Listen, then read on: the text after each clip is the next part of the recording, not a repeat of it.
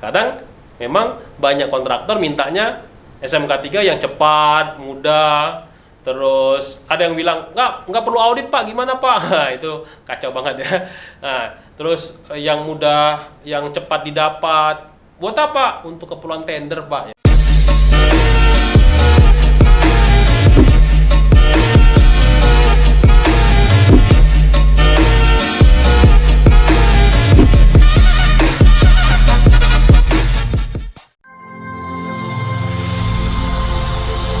Video ini dipersembahkan oleh Mediatama Academy. Training ketiga, langsung kerja. Pertanyaan selanjutnya dari Pak Aditya Ridwan. Dia bilang kayak gini, mau tanya nih, selesai konstruksi apakah masih harus menerapkan ini atau menerapkan SMK 3 PP 50? Nah, ini pertanyaan ada di webinar kita mengenai SMKK, Sistem Manajemen Keselamatan Konstruksi. Nah, kalau misalkan perusahaan sudah menjalankan SMKK, itu berarti perusahaan juga sudah menjalankan SMK 3 PP 50. Jadi bukannya dibeda-bedain. Jadi SMKK itu ya juga menerapkan SMK 3. Jadi kalau teman-teman melihat siklus dari PDCA-nya, Plan Do Check Action-nya, itu sebenarnya sama. Cuma memang di SMKK itu dikhususkan untuk di sektor konstruksi.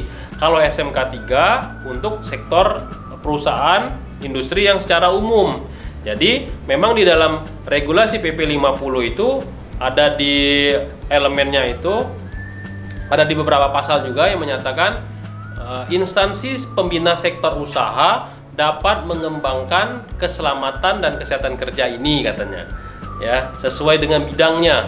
Jadi memang diperbolehkan kementerian-kementerian lain untuk mengembangkan bidang-bidang K3 yang memang sesuai dengan bidangnya. Salah satunya Kementerian PUPR mengembangkan SMK 3 PP 50 menjadi SMKK, Sistem Manajemen Keselamatan Konstruksi. Ada yang tanya lagi, kesehatannya di mana Pak? Nah, keselamatan konstruksi itu justru ada kesehatannya, ada keselamatannya, ada keamanannya, ada keberlangsungannya, ya kan? Dan masih banyak, ada 5 di situ. Ya, jadi lebih lengkap kalau kita ngomongin soal SMKK di sektor konstruksi. Jadi ingat ya teman-teman semua ya. Jadi SMKK sama SMK 3 itu sama-sama keselamatan kerja ya, tapi memang khusus di sektor konstruksi. Oke, pertanyaan berikutnya adalah dari Adi Sukmo. Dia bilang kayak gini, Pak Denny di video sebelumnya, Pak Denny bilang bahwa untuk auditor internal SMK 3 pada perusahaan yang penerapan tingkat awal dan tingkat transisi tidak perlu sertifikasi Kemenaker. Dia bilang kayak gitu. Sertifikasi Kemenaker Auditor SMK 3 diwajibkan untuk 166 kriteria. Itu ada di peraturan mana ya Pak? Saya lihat di Permenaker 26 2014 tidak ada. Itu silakan buka di PP 50 tahun 2012 di bagian lampiran ada di tabel 1. Nah, coba cari di bagian elemennya. Elemen ke-11 itu kan ada audit SMK 3. Kalau teman-teman lihat di bagian itu, tingkat awal dan tingkat transisi itu kosong.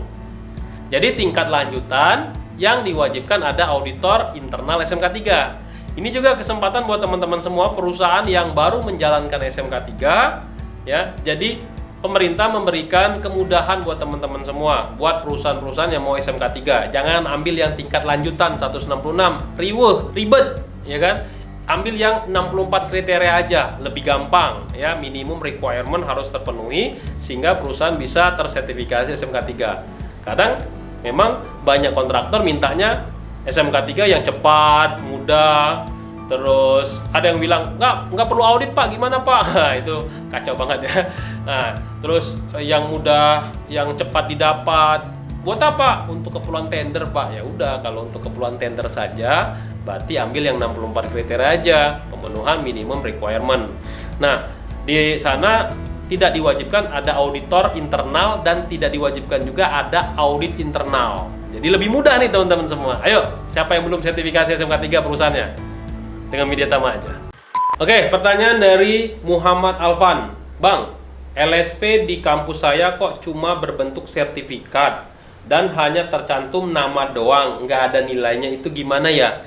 Nah, ini adalah konten saya membahas mengenai 3 jenis LSP. LSP itu adalah lembaga sertifikasi profesi.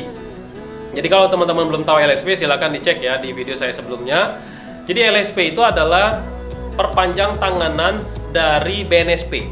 Jadi BNSP itu adalah Badan Nasional Sertifikasi Profesi yang ditunjuk oleh pemerintah untuk dapat memberikan sertifikasi kompetensi kepada seseorang yang sudah mengikuti uji kompetensi sesuai dengan SKKNI. Tujuannya buat apa, Pak? Ini adalah menstandarisasi, karena dulu pada saat tahun 2012 ada era MEA, Masyarakat Ekonomi ASEAN, yang orang asing bisa bekerja di Indonesia, termasuk orang Indonesia bisa bekerja di negara lain.